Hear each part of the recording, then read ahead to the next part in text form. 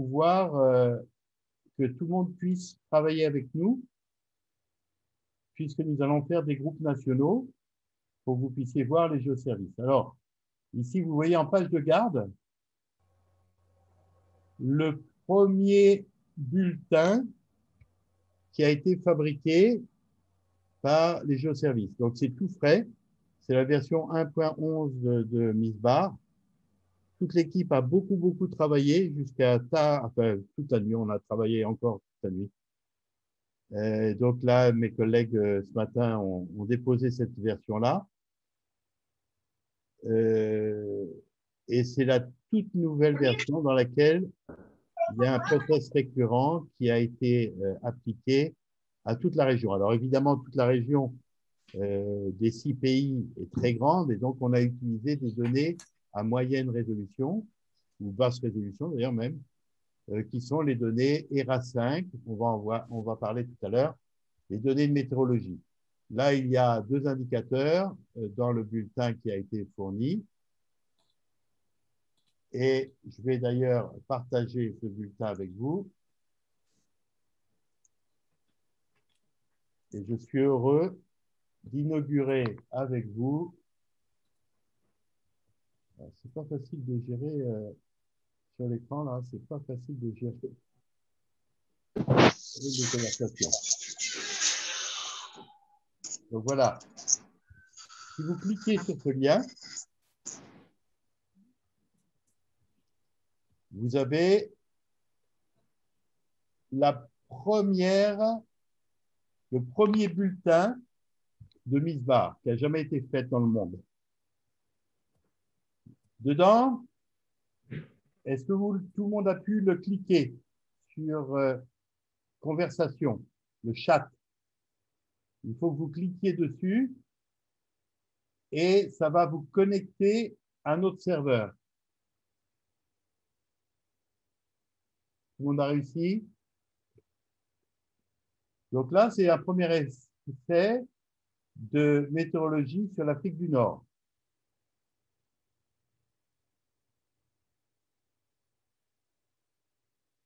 Alors, ce bulletin est un bulletin interactif, vous allez voir. Ici, lorsque vous allez vous déplacer, vous allez avoir des choses. Alors, je vais déjà commencer à vous le décrire. Ça, c'est le titre.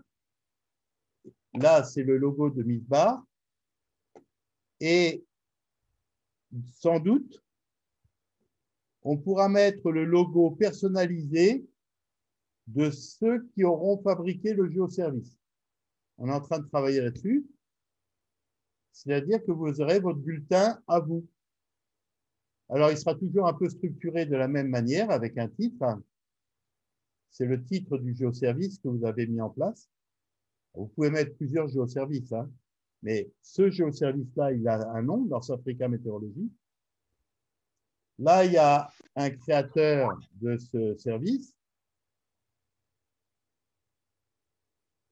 Et là, c'est notre équipe MISBAR. Mais ce sera demain, je ne sais pas moi, gouvernorat de je ne sais pas quel wilaya ou que sais-je, ministère de l'Agriculture, direction des forêts de je ne sais pas. Et donc, en fait, chacun aura ici, pourra s'identifier, devra s'identifier et sera propriétaire de géoservice. Donc là, le géoservice, on rappellera d'ailleurs, ce qui est une bonne idée à mon avis, c'est l'email du propriétaire, car comme vous le savez, et c'est ce que je vais faire avec vous tout à l'heure, vous êtes identifié dans MISBAR à travers votre email. Alors, dans les ateliers nationaux, mais surtout, là, enfin, dernièrement, mais on va en reparler de ça, vous pouvez être à l'intérieur d'un groupe. Nous, on vous conseille de faire, par exemple, un groupe de votre collectivité, hein, le groupe de l'OSS, le groupe de LCRSSS, le groupe du DRC, le groupe de CRTS, etc., etc. Donc, nous vous conseillons de faire un groupe qui vous permettra d'échanger entre vous. Et donc, si vous êtes dans un groupe, là, on a rendu le bulletin public. Et si vous êtes dans un groupe, personne ne pourra venir, même en mettant l'URL, venir sur votre bulletin. Le bulletin, c'est quelque chose qui est réservé au groupe. Et si quelqu'un ne fait même pas ni groupe ni public, alors le bulletin ne sera réservé qu'à lui-même. Donc, vous pourrez mettre plusieurs groupes. Notre conseil, c'est le groupe de votre société et puis peut-être le groupe national du pays auquel vous appartenez. Parce qu'on va voir aujourd'hui qu'on a fait des statistiques, par exemple, des géoservices nationaux. Donc ça, c'est la notion de groupe, il y a plusieurs groupes. Ensuite, un géoservice s'applique toujours à un site. Ici, le site, par exemple, c'est un site très étendu qui est tout le consortium des 6 pays. Donc, c'est ça la région, le site qui a été défini. Donc là, on a des statistiques globales au niveau de tout le pays, de toute la région. Le site, ça peut être juste votre pays, ou ça peut être juste votre province, votre gouvernorat, ou ça peut être juste votre propriété, c'est-à-dire les quelques parcelles qu'il y a dans votre propriété, ou ça peut être juste une parcelle. Donc, un groupe, ça peut être quelque chose de complexe, qui est un groupe de parcelles, comme on vous l'a déjà présenté, le concept.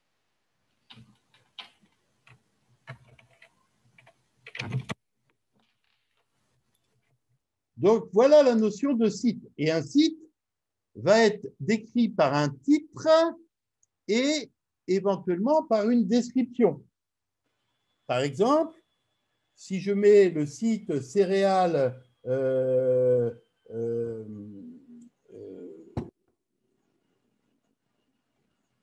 juste, j'ai pas de... Donnez-moi un exemple de province tunisienne, par exemple. Je suis tellement fatigué là, on est tous très fatigués. Donc, je ne trouve pas. Bon, le site de Benara, OK? Donc, en fait, vous avez juste le titre et après, vous pourrez mettre, et on vous invite à le faire, la description du projet. C'est-à-dire, bien voir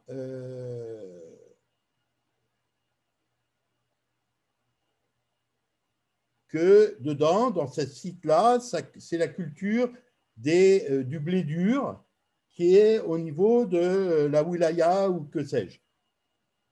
Donc ça, c'est une description.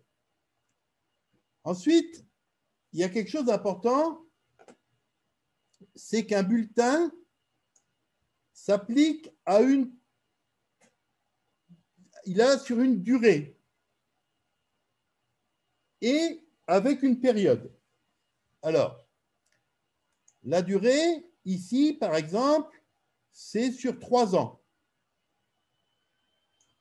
Et la période qui a été faite, elle est sur une année. Donc, par exemple, ici, on a des précipitations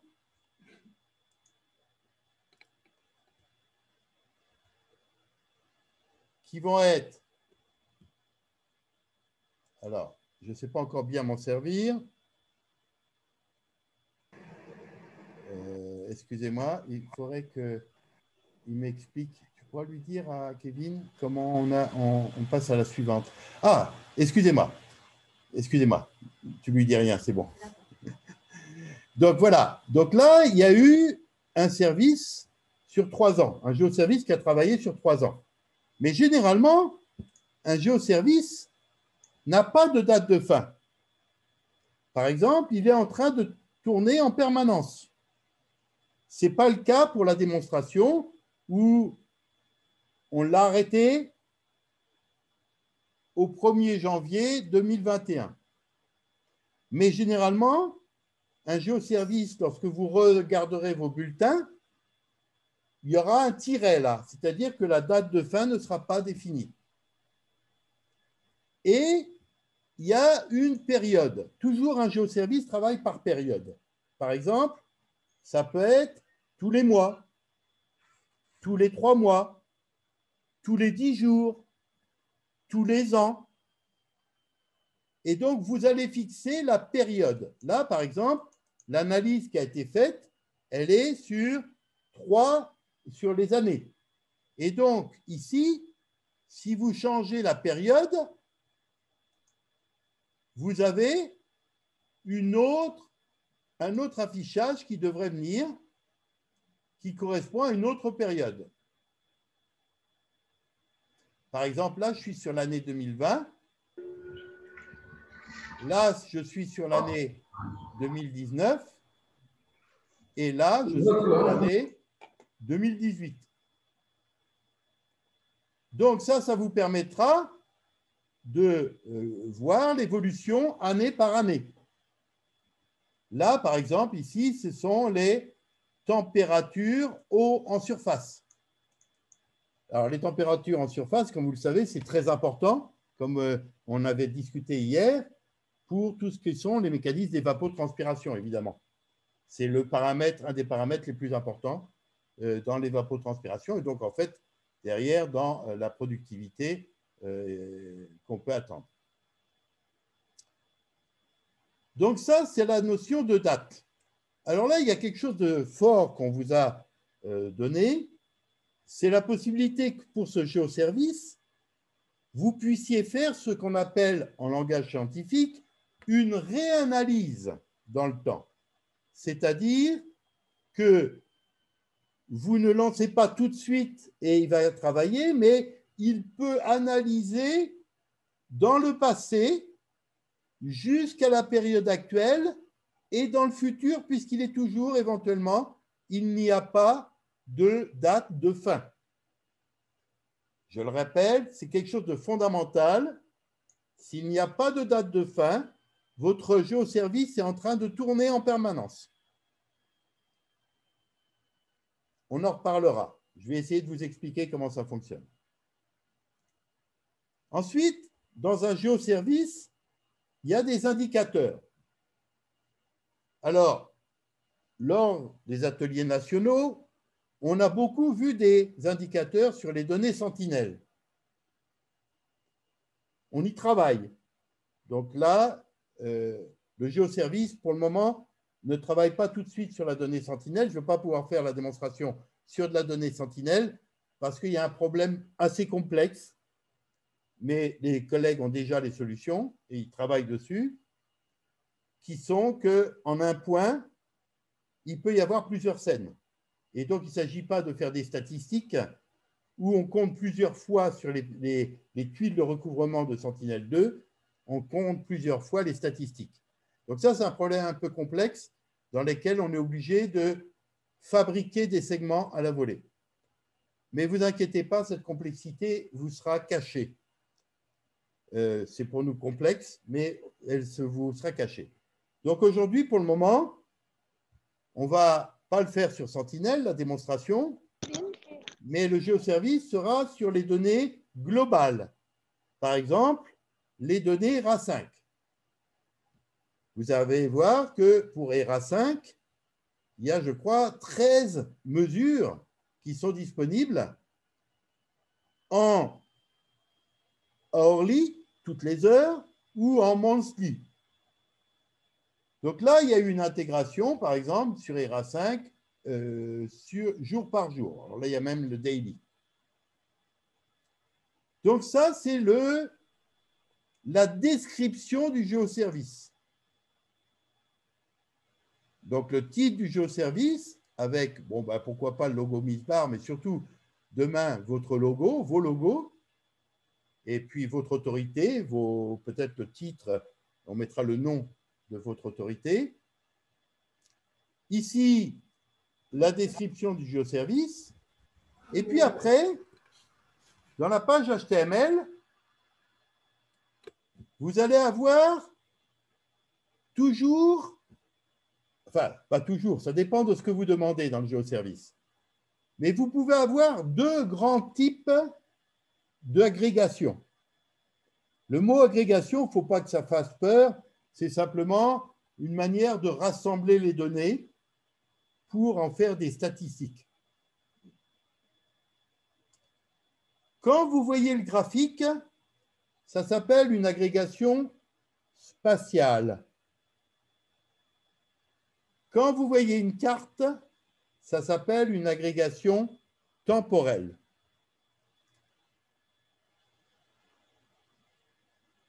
Pour comprendre ce concept,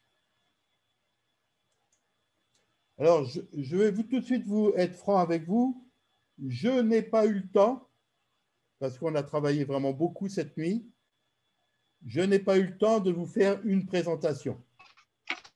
Elle vous sera donnée demain, je pense. Et donc, nous allons vous faire des programmations en live. Mais l'enregistrement qui est fait vous permettra de le rejouer.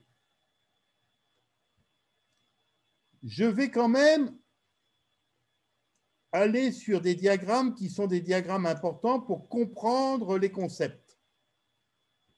Ici, vous avez un concept d'agrégation. Le principe de l'agrégation spatiale, un graphique, c'est de dire que pendant une période, on a pour une date une mesure, puis après pour une autre date une mesure, puis après une autre date une mesure, etc. La mesure, par exemple, qui est faite ici, c'est la mesure de précipitation de température en surface. À 2 mètres des 2T, ça veut dire dans les 2 premiers mètres de la surface. Et donc, cette mesure en surface, elle s'applique, elle a été faite sur un site. Donc, le site là que j'ai très mal représenté, c'est par exemple l'Afrique du Nord, le consortium des 6 pays. C'est le site. Ou ça sera juste une parcelle, ou un groupe de parcelles, ou une province, ou un pays. Excusez-moi de répéter parce que c'est vraiment les questions, c'est fondamental de bien comprendre ce que ça veut dire un géoservice. Et donc, qu'est-ce qui va se passer? On va donner un graphique là, dans lequel, par exemple, pour le dernier point, oui, le dernier point, ça se voit bien se voir là, pour ce dernier point, on va prendre tout, pour la dernière date, sur tout le site, on va prendre tous les pixels. Alors, qu'est-ce que ça veut dire pixel? Ça veut dire c'est le point élémentaire de l'image. Il faut savoir que quand on a une image de météorologie de la température au sol, c'est une image très grande dans laquelle des pixels sont les uns derrière les autres dans une grille rectangulaire. Et donc, en fait, ici, dans le site, et seulement dans le site, on va prendre tous les pixels, on va les additionner, on va diviser par le nombre de pixels valides. Oui, parce que dedans, il peut y avoir des pixels invalides, par exemple des pixels nuageux dans les images satellites, ou les pixels de background qui peuvent correspondre, par exemple, à des trous dans la forme. Et donc, ici, on va faire la moyenne. On va faire une mesure de l'écart type du minimum, du maximum. Et donc, en fait, ici, dans MISBAR, vous l'avez déjà vu, on a pour chaque point, par exemple, la moyenne qui a été calculée sur toute la surface à chaque date. Sur toute la surface. Et c'est parce qu'on dit toute la surface qu'on dit que c'est une agrégation spatiale. On a agrégé tous les pixels de la surface. On ne peut plus les discriminer. Et donc ici, ce que l'on reporte dans les diagrammes de Misbach, c'est par exemple le graphe de la moyenne. On voit que la température est moyenne, qu'elle descend, et puis qu'elle remonte, etc. C'est exactement ce que vous voyez ici. Et dans ce graphe, alors là, le graphe représente, je pense, 3 mesures qui sont la moyenne qui est ici en vert, le maximum qui a été observé ici en bleu et le minimum qui a été ici en bleu clair. Alors, on changera, peut-être qu'on mettra aussi l'écart type comme on l'a fait dans Misbach, mais je pense qu'il va le faire plus tard. Donc, par exemple, pour la moyenne, sur toute la zone, eh bien ici, la moyenne, comme vous le voyez quand vous allez bouger ici, vous avez les valeurs qui vont être rappelées ici. Alors, c'est la première version, alors peut-être qu'on va à la ligne, peut-être qu'il en ira jusqu'au bout. Donc là, comment on va lire? On va lire d'abord qu'il y a une date, le 2018-2-8. Donc le 8 février 2018, la moyenne était de 15,93 degrés Celsius et le minimum est... Ah, il y a un problème. Il y a une permutation min-max. Le minimum était de 0 degré, 25, et le maximum était de 31,08. Donc là, il y a encore un petit bug. Mais ce n'est pas grave. On va le corriger. C'est très simple, ça. OK? Donc là, vous pouvez voir ici, au cours du temps, vos données. Et ça, c'est fait pour chacune des périodes. C'est-à-dire que si vous voulez voir des données récentes qui sont là, au niveau de toute la région, eh bien, vous avez ici le minimum à 1,46 pour le 30 décembre 2020 et le maximum à 31,33. Et la moyenne qui est ici à 14,81. Donc, en fait, le principe, c'est avoir toujours une date, une moyenne, un écart type, on va le mettre, le minimum et le maximum. Ça, c'est les 4 statistiques de base. Donc ça, c'est une agrégation spatiale. Une manière aussi de vous faire sentir que c'est spatial, c'est que, par exemple, ici, on va avoir un minimum qui est à 16,95 degrés, mais on ne sait pas où c'est. On ne sait pas où c'est dans la région. Où est le minimum? Alors, pour répondre à cette question, on doit faire une autre agrégation qui est différente. C'est ce qu'on appelle l'agrégation temporelle. Pour une agrégation temporelle, dans le principe,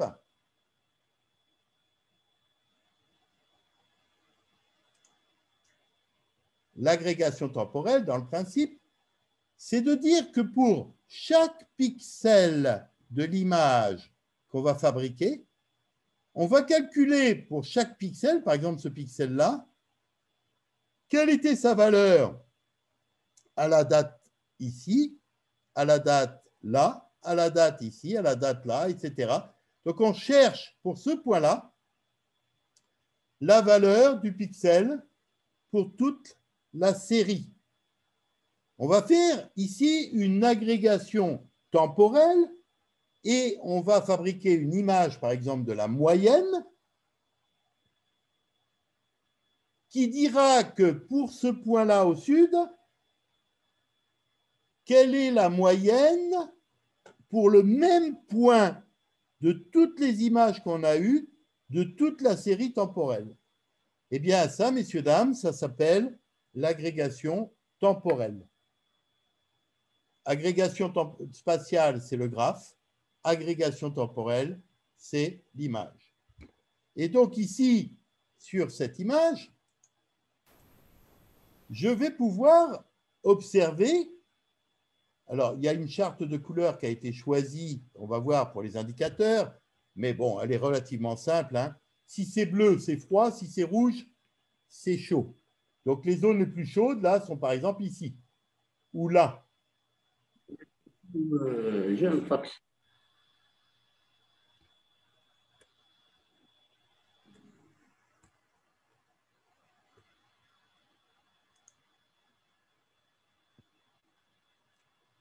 Je vais essayer de zoomer. Voilà.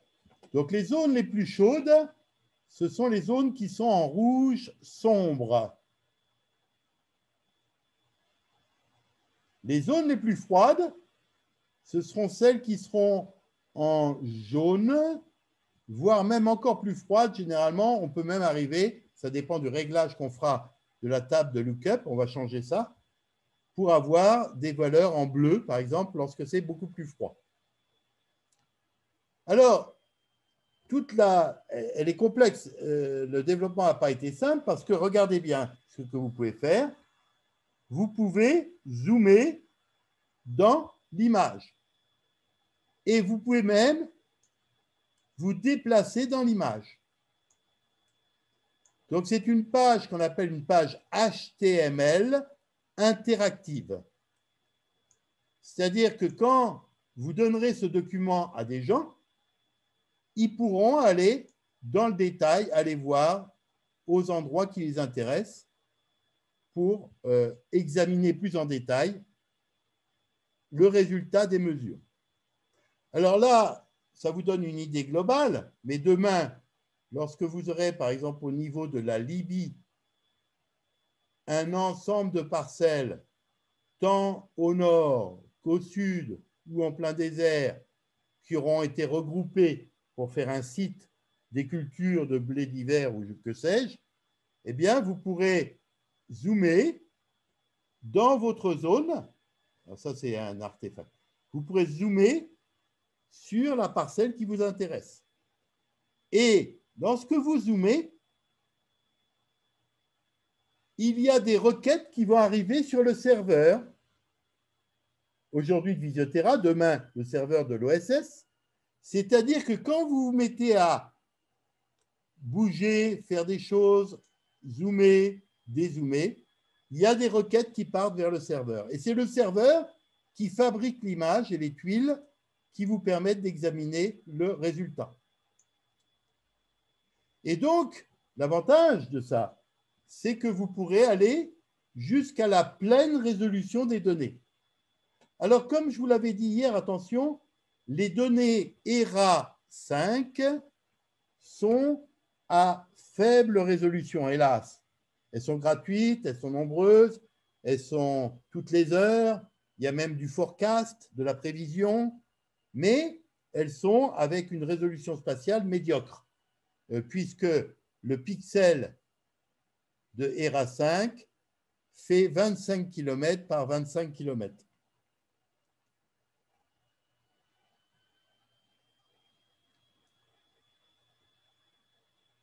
Lorsqu'on l'aura implémenté pour les sentinelles, vous pourrez aller zoomer jusqu'à 10 mètres par 10 mètres qui sont les résolutions de rééchantillonnage sur lesquelles on arrive. Alors, pourquoi ici, dans cette image, dans cette page, j'ai encore un autre graphique? Eh bien, cet autre graphique que vous voyez là,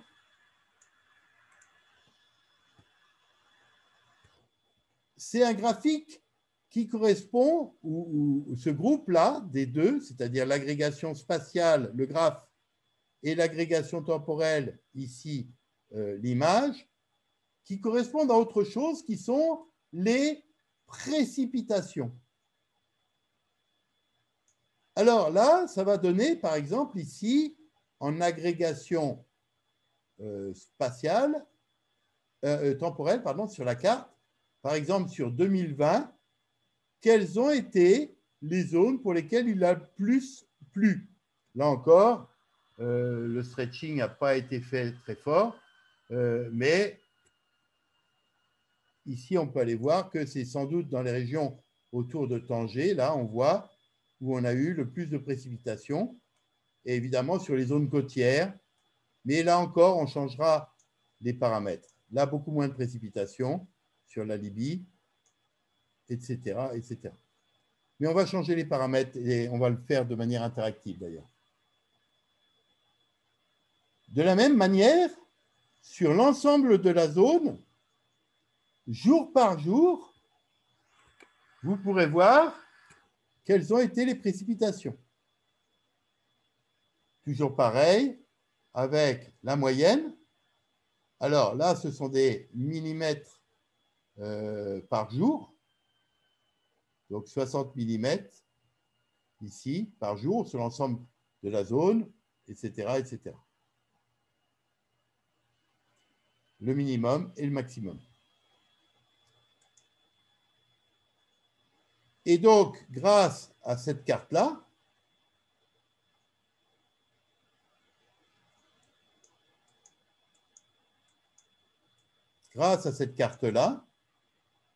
eh bien, on va savoir à quel endroit sont les maxima de précipitation et à quel endroit sont les minima. Donc voilà, présenté, je suis assez fier parce que c'est toute l'équipe et je les ai vraiment très fort remerciés. Vous avez devant vous quelque chose de très avancé qui existe nulle part ailleurs, encore une fois, d'un automate, c'est-à-dire quelque chose complètement automatisé qui va, pour ce que vous aurez demandé, à partir d'une date, sur une période donnée, avec les indicateurs que vous aurez sélectionnés ou que vous aurez fabriqués. On va voir aujourd'hui qu'on peut fabriquer des indicateurs, on peut programmer des indicateurs grâce au langage POFML. Eh bien, on va réaliser ces choses-là. Alors, pour vous faire participer pleinement à cet atelier, il faudrait absolument, c'est ce que mon collègue est d'accord, que je envoie très rapidement les noms des personnes qui vont pouvoir se connecter. Alors, pour ça, on a fait déjà un gros travail ici, la liste des participants aux ateliers Misbar. On va recommencer la formation. Tu peux dire à mes collègues de se connecter? Donc, Kevin va vous s'occuper de vous l'envoyer des emails, des emails password. C'est juste rassurer le reste qu'on va ajouter tous. C'est juste Et parce tous les que collègues, toutes les personnes qui ont mis toutes les personnes qui ont mis leur nom, on va s'en occuper.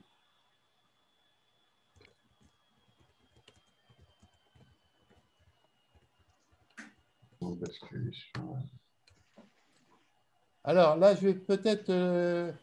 est-ce que mes collègues Kevin et Grégory peuvent mettre leur micro? On est Je vais là. faire des choses sous leur contrôle. Donc là, tout à l'heure, je vous ai montré.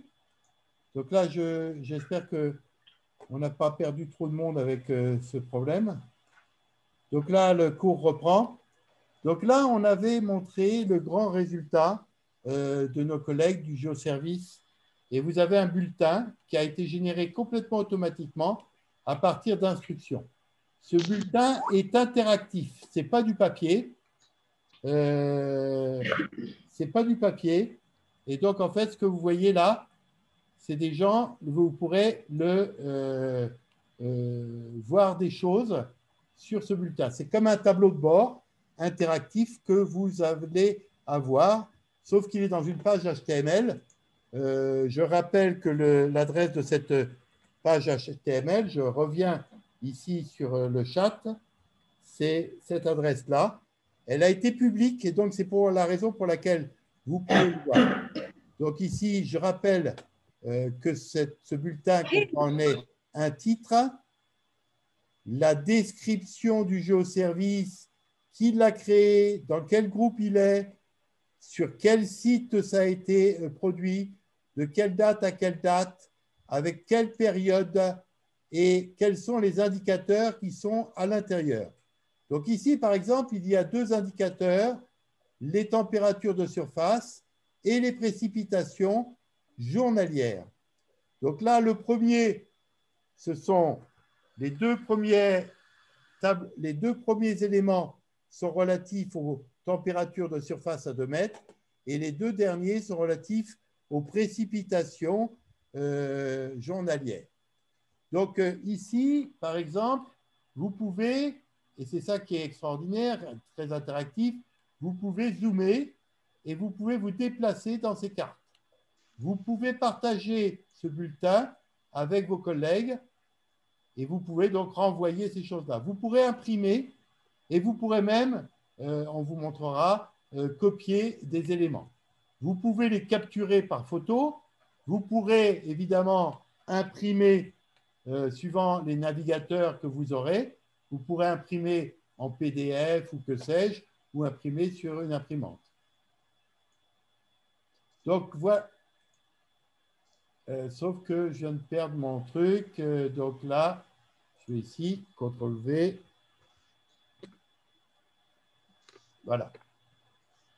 Donc, il faut que tout le monde puisse se servir de cet objet. Et cet objet-là, vous allez apprendre à le configurer. Donc, on va faire dans un premier temps de la programmation avec vous. On va vous montrer comment il a été fabriqué et on va modifier ces choses-là. Alors, là, je suis en train de partager l'écran, mais je vais demander à mes collègues, Kevin, je crois, est en train de vous envoyer des emails, donc il est peut-être très occupé, peut-être Grégory, je vais te demander quelque chose qui est, par exemple, là, je trouve que les précipitations sont un peu pâles, c'est-à-dire que j'aimerais bien que ce soit beaucoup plus marqué, les précipitations, c'est-à-dire j'aimerais bien que tu me changes le stretching qui est fait dans les précipitations. Est-ce que c'est possible pour toi, Grégory, et comment fais-tu? Est-ce que tu peux prendre l'écran ou tu peux me demander de prendre l'écran? Je ne sais pas comment tu veux que je procède. Bonjour à tous, vous m'entendez bien? Oui, très bien.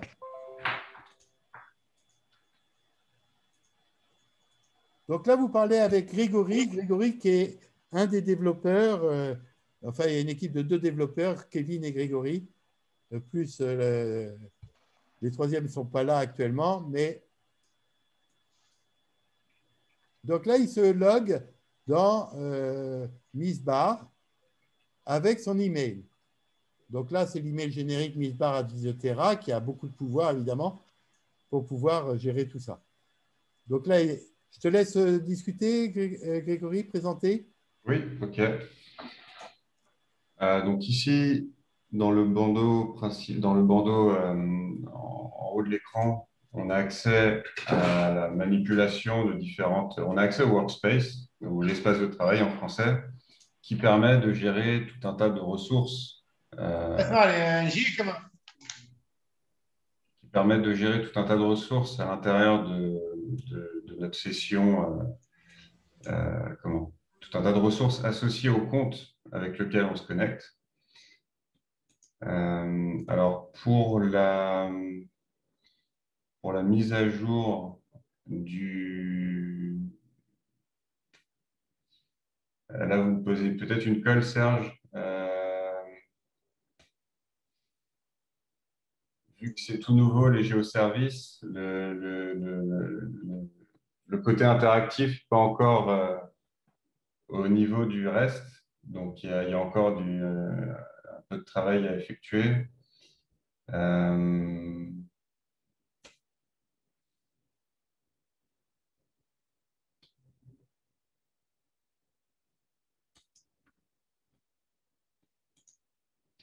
Alors, peut-être que en jouant là-dessus,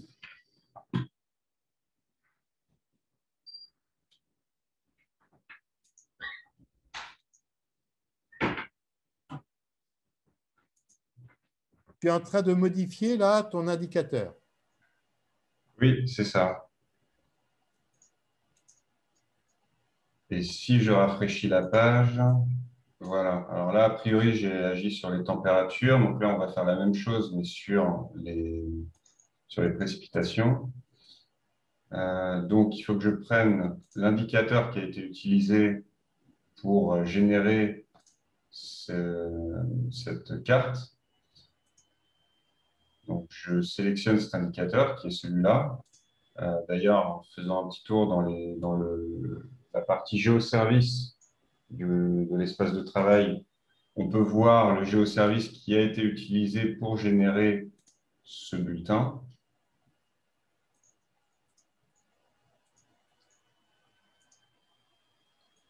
Si on l'édite, on peut voir ce qui a été utilisé. Donc, on peut voir la période, date de début, date de fin, avec une période annuelle. Donc là, sur 3 ans, entre début 2018 et fin 2020, on a 3 périodes de 1 an.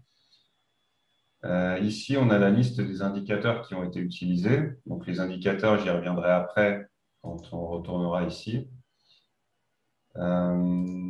Ici, alors derrière les SAG et TAG, on a l'agrégation spatiale dont Serge a parlé tout à l'heure, le SAG pour Spatial Aggregation. Ça fait le graphe, c'est le graphique. Graphique. Et ici, on a la carte, le TAG pour Temporal Aggregation. Les deux ont été cochés. C'est ce qui explique pourquoi on a autant de choses sur cette page. On a le graphique qui correspond au SAG. On a la carte qui correspond au TAG. Et ça pour chacun des deux indicateurs. Donc, le premier derrière le premier, derrière le premier indicateur, on a les données de température qui proviennent d'un serveur, d'un service qui s'appelle RA5. Et le deuxième indicateur, c'est aussi les données qui proviennent d'RA5, mais cette fois-ci, c'est les précipitations. Donc, si je reviens ici au niveau des indicateurs, on retrouve les RA5 2T donc, qui correspondent aux températures et les RA5 TP qui correspondent aux précipitations. Donc, tout à l'heure, j'ai modifié ici le style, à appliquer le style de rendu de la donnée de température. Et ici, je peux modifier le rendu pour les précipitations. Donc là, peut-être mettre des précipitations à 2 ou 3 mm. Oui, j'ai mis à 3. Alors, on va voir ce que ça donne. Mais normalement, ça devrait être plus contrasté. On va voir ce que ça donne. Donc, je retourne sur ma page, je rafraîchis la page pour redemander une génération. Et effectivement, on voit que c'est beaucoup plus contrasté. Alors, peut-être qu'on peut descendre un peu plus bas, je ne sais pas. Oui, à 2. Tente à 2. Ou même 1,5. 1,5. On va saturer sur le nord, mais ça permettra de voir dans le désert la moindre... Voilà.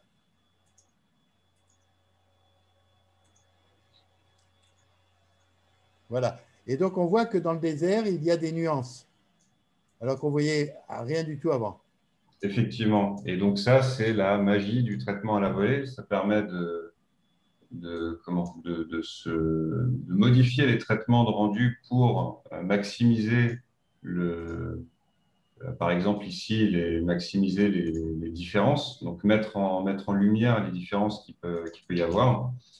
Et on peut voir donc qu'à certains endroits, même si c'est un peu diffus, il y a eu quand même plus de précipitations qu'à d'autres endroits. Alors, ça peut être lié au relief, j'imagine. Mais donc, même des différences subtiles, on peut assez facilement, avec cet outil-là, on peut assez facilement les mettre en valeur en jouant sur les paramètres de rendu. Et ensuite, une fois que la couleur correspond, enfin, une fois que le rendu correspond à ce qu'on veut, comme avait expliqué Serge, on peut demander une impression, faire un export en PDF, par exemple, ou imprimer, et ce qui permet de personnaliser le rendu avec les traitements souhaités qui permettent de mettre en avant tel ou tel phénomène. Donc tout à l'heure, je vous avais montré que au niveau des géoservices, au niveau de ce géoservice-là, on avait une période de 3 ans avec une périodicité annuelle. Ce qu'on voit ici, c'est la première période, donc l'année 2018. Ici, on peut modifier, on peut changer la période affichée. Donc là, c'est 2019.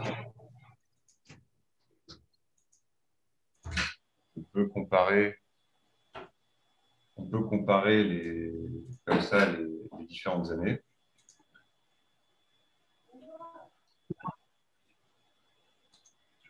Si on ouvre plusieurs fois le rapport, on peut aussi comparer.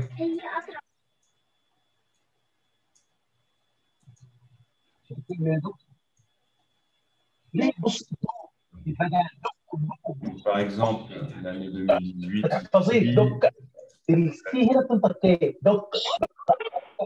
l'année 2019 ici. Donc à gauche, on a l'année 2018, à droite, l'année 2019.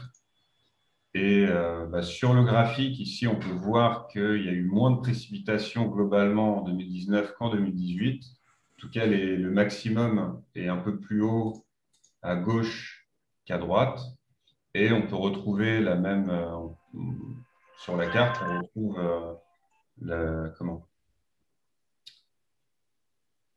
on retrouve le même phénomène. Ça se voit aussi sur la carte, puisque ici, on a beaucoup plus de bleu, on a des bleus plus foncés ici qu'à droite. OK. Alors après, oui. Excuse-moi, vas-y, continue. Non, c'est bon, j'avais fini. Non, si éventuellement, peut-être Kevin, pour que vous voyez aussi la tête de Kevin, ou entendre au moins sa voix. Ils ont vraiment bossé et je les félicite vraiment tous les deux devant tout le monde parce que ça a été vraiment un challenge. Depuis des mois, on travaille là-dessus. Et donc là, c'est l'aboutissement d'un gros travail qui a été fait, une machine de guerre. Vous n'avez pas d'équivalent dans le monde de ça. Hein. J'en suis assez fier là, pour toute l'équipe. Et donc là, on va améliorer encore ça pour les données Sentinelle. Mais ce que j'aimerais bien, Kevin, c'est que tu montres comment on fabrique, par exemple, un géoservice au niveau national. Par exemple, pour l'Algérie. Faisons plaisir, je sais que les Algériens sont très nombreux là, dans l'Assemblée. Faisons plaisir aux Algériens et on va essayer de faire un service public, mais qui aurait pu être réservé. C'est pour ça que j'avais passé du temps avec Wafa ce matin pour essayer de récolter vos emails. On aurait pu éventuellement les réserver qu'aux personnes d'Algérie pour vous montrer au moins que c'est possible de se protéger à l'intérieur de communautés. Bon, on ne va pas faire ça, on va le mettre en public, mais je voudrais bien, s'il te plaît, Kevin, que tu fasses un service avec, pourquoi pas, les mêmes températures, précipitations qui intéressent beaucoup évidemment l'agriculture, mais peut-être aussi d'autres données. Par exemple, je crois qu'il y a les données d'évaporation ou des données qui sont intéressantes, mais sur un pays, par exemple, sur l'Algérie. Oui, d'accord, je vais prendre le relais. Je vais commencer par partager mon écran. Hop, partager l'écran. On va partager celui-là. Donc, normalement, là, vous voyez mon écran. Ici. J'ai préalablement importé un fichier KML qui correspond aux frontières de l'Algérie, un peu simplifié, enfin, qui correspond aux frontières de l'Algérie, et on peut créer ensemble du coup un géoservice. Je vais masquer ça. Non, masquer ça. Donc pour créer un géoservice, il faut tout d'abord être connecté. Donc, je suis en train de m'occuper, je vais m'occuper juste après de créer tous les comptes des utilisateurs, enfin des personnes présentes dans la liste que Serge a noté tout à l'heure. J'ai pu déjà remarquer que pour une partie d'entre eux, j'avais déjà créé un compte et envoyé un mail lors des ateliers régionaux ou nationaux. Donc, il se peut qu'une partie d'entre vous ait déjà un compte. N'hésitez pas à consulter vos mails enfin, pour vérifier ça. Sinon, je pourrais renvoyer à toute la liste l'ensemble des comptes créés. Donc, une fois connecté, vous pouvez vous rendre dans l'espace de travail. Je vais me connecter en Oui, je cliquais comme algorithme. Donc, il faut se rendre dans l'espace de travail, dans le volet géoservice, qui est un des nouveaux volets. Et on va créer, avec le bouton en bas à droite, un nouveau géoservice. Alors, juste une chose, il y a une personne dans le chat qui demande si on peut faire sur le sud de l'Algérie.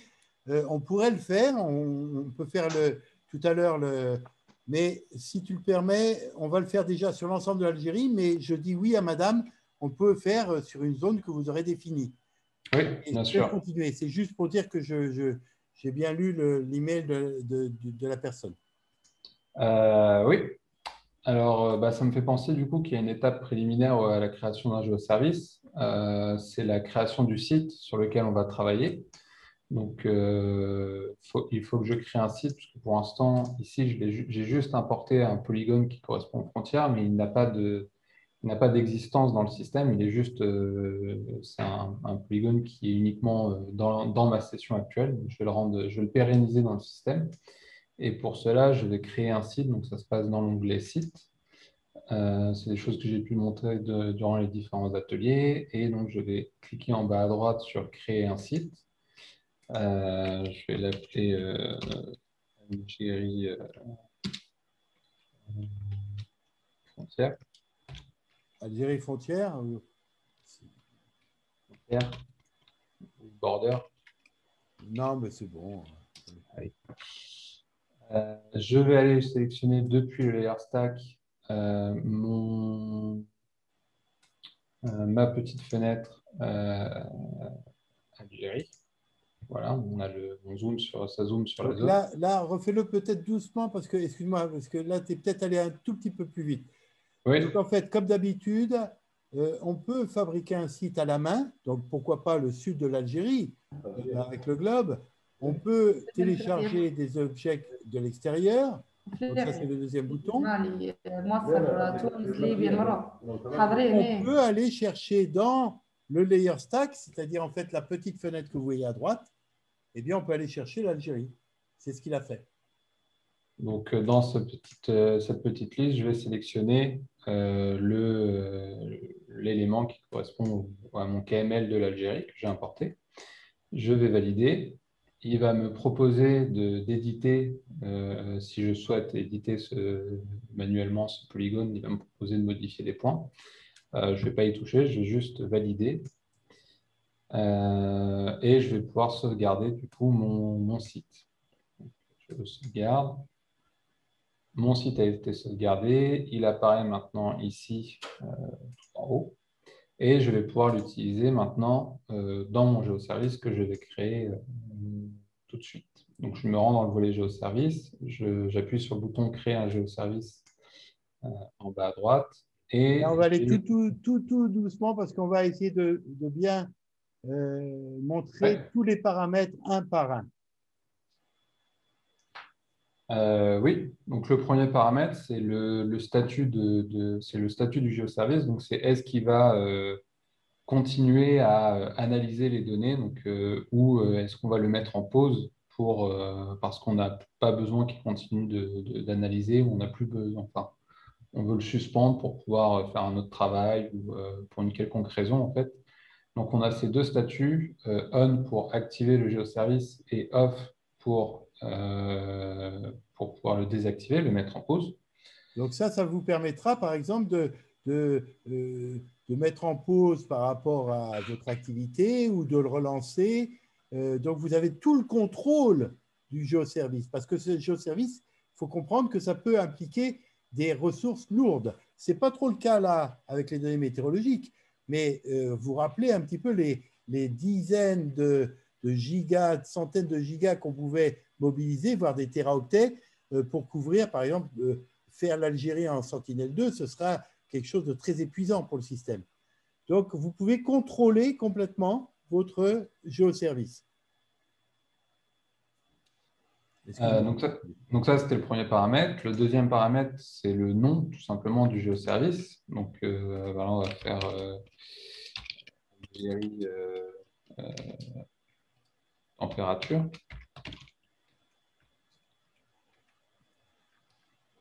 La ligne suivante, c'est une description. Donc, si on veut donner du détail sur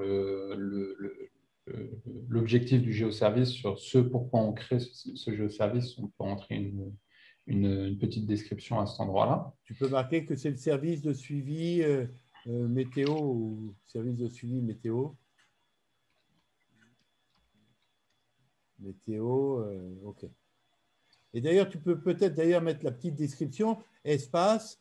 On va vraiment stretcher ce truc. Donc, peut-être mettre entre crochets de 0 à 2 mm, par exemple. Si tu fais les… Ah non, les températures, pardon, excuse-moi. Donc, 0 à 20 degrés, non? Oui, on peut. 0, point virgule, 20 degrés. Voilà, super. Sachant que c'est toujours, enfin, le stretching, c'est toujours une problématique de rendu pour visualiser. Et c'est quelque chose qui sera paramétrable plus finement, enfin, qui ne sera pas strictement lié au géoservice, parce que le géoservice, lui, il garde la donnée en degrés Celsius au final pour appliquer n'importe quel rendu derrière. Oui, d'accord, tu as raison. La ligne suivante, c'est peut-être une des plus importantes. Donc, c'est le site. C'est sur quelle zone géographique on va faire fonctionner le géoservice. Donc, j'ai le choix entre un certain nombre de zones qui m'appartient. Je vais d'ailleurs sélectionner la border Algérie parce que c'est l'objectif de ce géoservice. Et alors, cette liste est classée dans l'ordre alphabétique, hein? C'est tout simplement… Oui. Oui, ce qui permet de retrouver, par exemple, en fonction de la norme des nommages des sites, on peut retrouver facilement un site.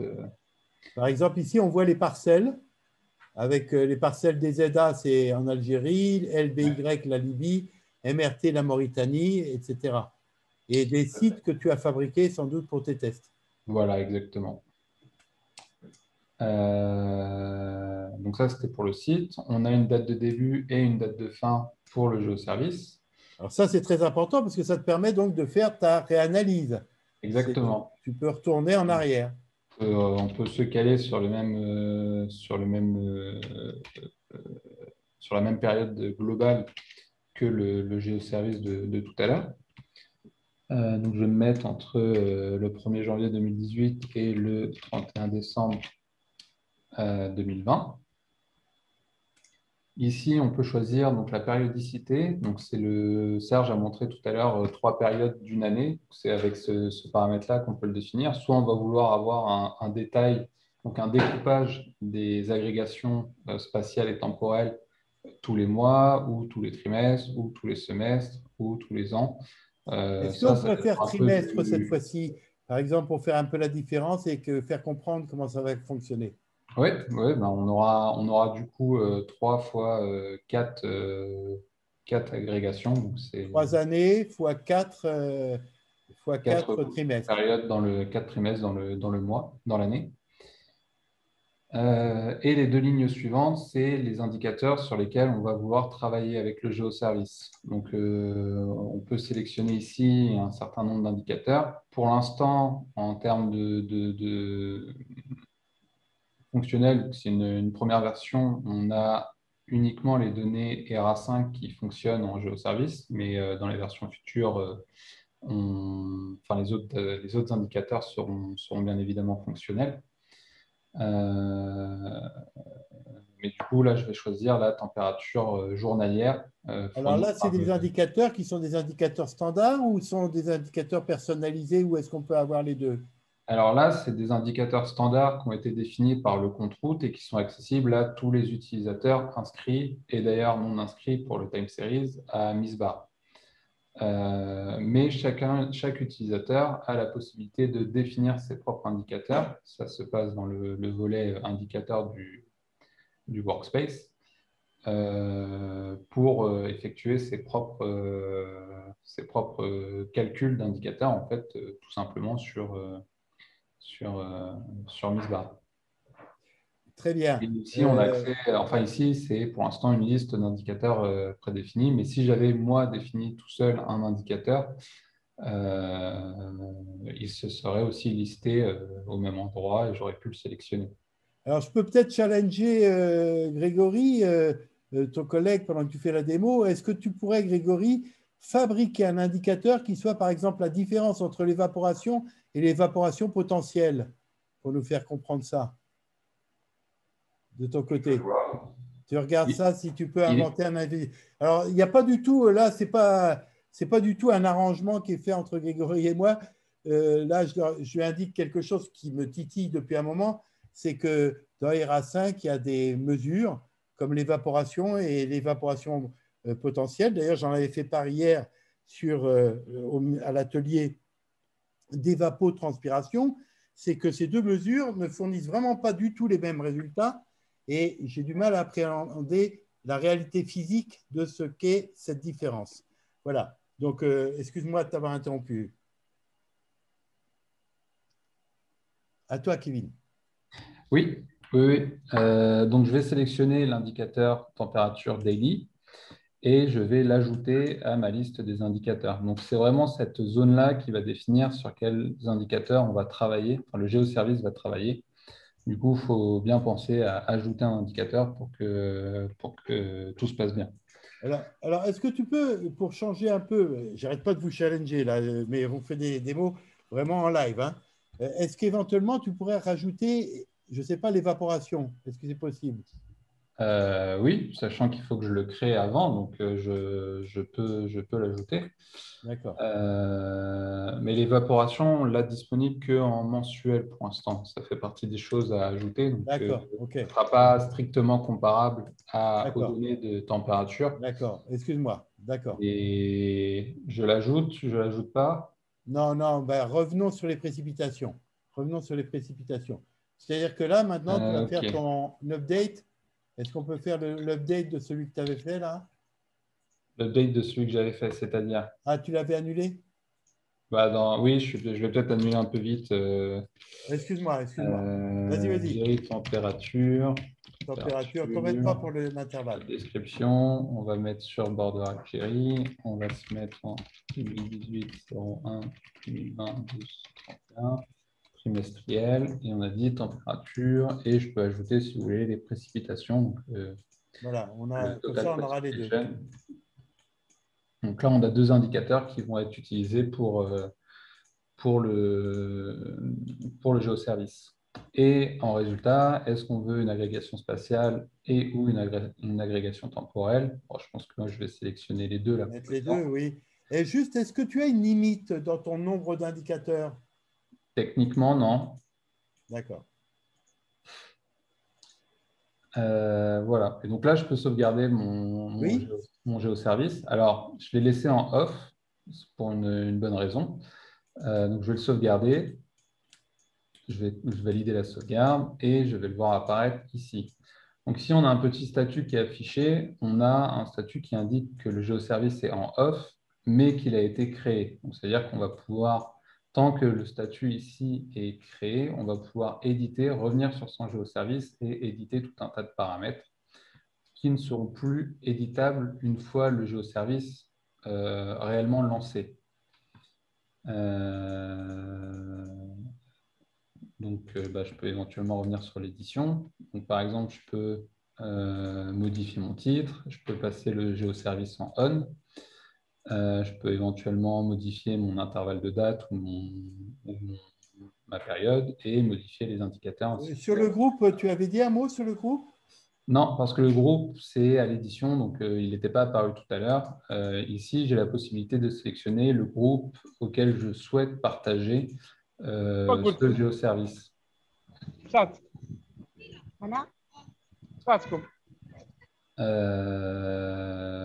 je ne vais pas en sélectionner, puisque étant donné que je vais paramétrer le géoservice pour qu'il soit public à tout le monde, je n'ai pas besoin de le partager à un groupe en particulier. Donc, je le passe en on, je sauvegarde. Je vais me rendre dans l'édition des permissions pour pouvoir le rendre public. Bon, il est public, il est par défaut public à tout le monde, donc c'est tant mieux. Et une fois que je suis sûr d'avoir bien paramétré mon géoservice, que je suis sûr de pouvoir éditer ces différents paramètres, mis à part quelques-uns dont je parlerai après, je vais le sélectionner, je vais pouvoir démarrer mon géoservice. Et c'est en cliquant sur ce bouton-là qu'il va commencer à faire son travail de fond, à bosser en arrière-plan. Alors, je profite de l'occasion parce que là, ils ont mis, les développeurs, beaucoup de précautions. Vous avez vu, on le fabrique, on le valide, on fait bien attention, on le réédite s'il le faut. Et puis, vraiment, il y a un bouton démarrer. Et pourquoi ils ont pris toutes ces précautions? Parce que, en fait, là, en appuyant sur démarrer, ça va lancer le programme qui va travailler en tâche de fond. Nous, en informatique, on appelle ça un démon.